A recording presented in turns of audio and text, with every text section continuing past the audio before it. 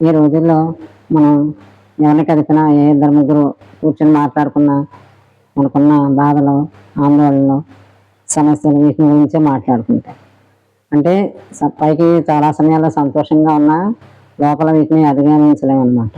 ఈ వీటిని అధిగమించలేక చాలా బాధపడుతూ ఈ ఆందోళనకు లోనవుతూ ఉంటారు. దీనివల్ల ఏమవుతుంది, ఈ ఆందోళన వల్ల అనారోగ్యం వస్తుంది. వీటిని పరిష్కరించుకునే శక్తిని కోల్పోతారు. వీటిని ఎక్కువగా మనం ఈ ఆందోళన వీటిని ఇలా కొనసాగించుకుంటూ ఉంటే శక్తిహీనం అయిపోతాం. మనం ఏం చేయాలి, మనం మనలో ఉన్న శక్తిని మర్చిపోయి ఈ పరిష్కారం తెలిసి కనుక్కోగల శక్తిని కూడా మనం వినియోగించుకోలేక ఇన్ని అవస్థలు పాలవుతాం. మనకి పరమాత్మ మీద భావం వేసి పరమాత్మ ఉన్నాడని విశ్వాసంతో మనం ఎన్ని సమస్యలు వచ్చినా పర్వాలేదు, పరిష్కరించుకోగల శక్తి నాకుంది అని మనకు మనం చెప్పుకుని మన పనులు మనం చేసుకుంటే తప్పకుండా సమస్యలు వచ్చి వెళ్ళిపోతూ ఉంటాయి, కష్టాలు వచ్చి వెళ్ళిపోతూ ఉంటాయి. ఏది స్థిరంగా ఉండదు. స్థిరత లేని దానికోసం మనం అధికంగా బాధపడి లాభం ఏమీ ఉండదు, నష్టమే. కానీ ఇప్పుడు కూడా మనం ఇలాగే వాదనని, బరువుని, ఆలోచనల వల్ల నింపుకుని ఉంటే మనసు చాలా బరువు అయిపోతుంది. తెలివి చేసుకోవడం చాలా కష్టం. అందుకని ఏం చేయాలి, మనం మన కర్మల ఫలితాలు ఎక్కువ ఆశించి మన కర్మలు చేస్తూ ఉంటాం. సరైన ఫలితం రాకపోతే ఆందోళన పడతాం. దానికి ఏం చేయాలి, మనం దానికి కూడా ఎలా ఉండాలి,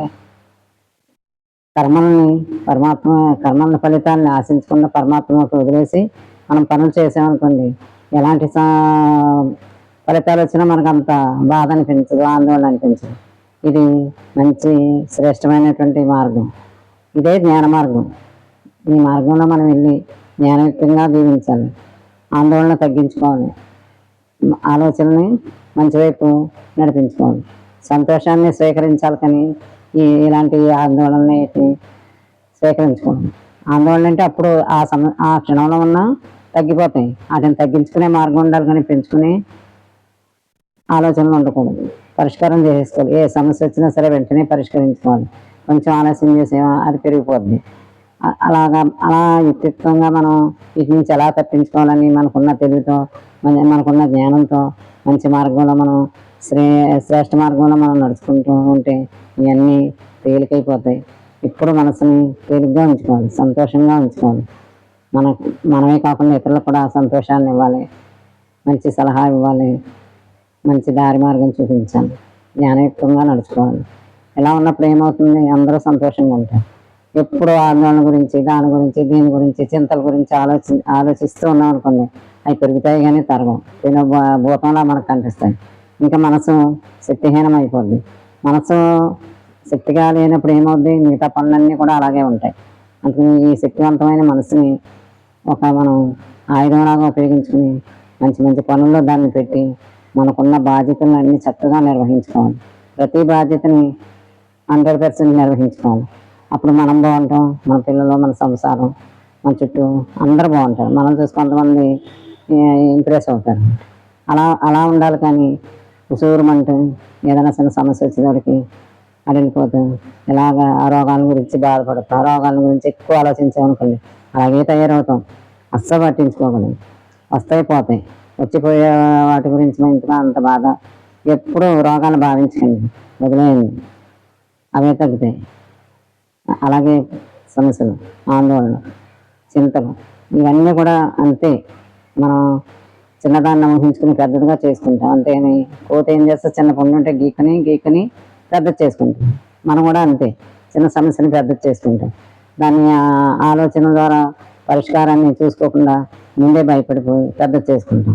అలా కాకుండా మన ధైర్యం ముందు, చాలామంది చూడండి, చాలా సమయాల్లో చాలామంది ధైర్యంగా ఎదుర్కొంటారు. అది ఏమీ ఉండదు. చూడండి, ఎవరినైనా పరిశీలించండి, గమనించండి. చాలామంది ధైర్యంతో వాళ్ళకు వచ్చిన సమస్యల్ని పరిష్కరించుకొని హ్యాపీగా ఉంటారు. మనం కూడా అంతే, డేలా పడిపోయి భయపడిపోయి శక్తిహీనులుగా ఉండకూడదు, ధైర్యవంతులుగా ఉండాలి, శక్తిని తెచ్చుకోవాలి. ఇప్పుడు కూడా మనం ధైర్యాన్ని విడిచిపెట్టకూడదు. ధైర్య సాహసే లక్ష్యం అంటారు కదా మన వాళ్ళు. అది నిజంగా సత్యమే. అలాగే మనకున్న వనరులను ఉపయోగించుకుని మనకు అది లేదు, ఇది లేదు, మనకి దేవుడు ఇవ్వలేదు, వాళ్ళకి అది ఉంది ఇది ఉంది అని పోల్చుకుని బాధపడకుండా మనకున్నది చాలా ఎక్కువ, దాన్ని ఉపయోగించుకుని మనం ఎలా జీవించాలి, మనం ఈ వనరుని అవి ఎలా అభివృద్ధి చేసుకోవాలి, ఇతరులకు ఎలా సహకరించాలి అనే దాన్ని మనం ఆలోచనలో పెట్టుకుని మనకున్నదే మనకి ఇందే మనకి పానకం, మనకున్నదే మనకి ఎక్కువ, ఇలాంటి సంతృప్తితో జీవనం సాగిస్తే ఏమీ కొరత ఉండదు. ఎవరికో ఏదో ఉంటే మనకెందుకు బాధ, మనకెందుకు అది వచ్చేది ఏమీ లేదు, మనకున్నదే మనకి ఎక్కువ. సంతృప్తితో జీవితం ఉండాలి, అప్పుడు ఏమి లోటు అనిపించదు, ఏమీ అనిపించదు, అసలు సంపూర్ణంగా ఉంటాం. ఇలా తయారవ్వాలంటే ఆధ్యాత్మిక మార్గంలో ఉండాలి, ఆత్మ మార్గంలో ఉండాలి, శ్రేష్ఠ మార్గంలో ఉండాలి. ఇది శ్రేష్టమైన జీవితం. ఆలోచించండి, శ్రేష్ఠులుగా ఉండండి, ఇతరులకు ఆనందం పంచండి, ఇతరులకు కష్టాలు ఇవ్వకండి, మీరు కష్టాలు తీసుకోకండి, సంతోషంగా ఉండండి, శాంతిగా ఉండండి.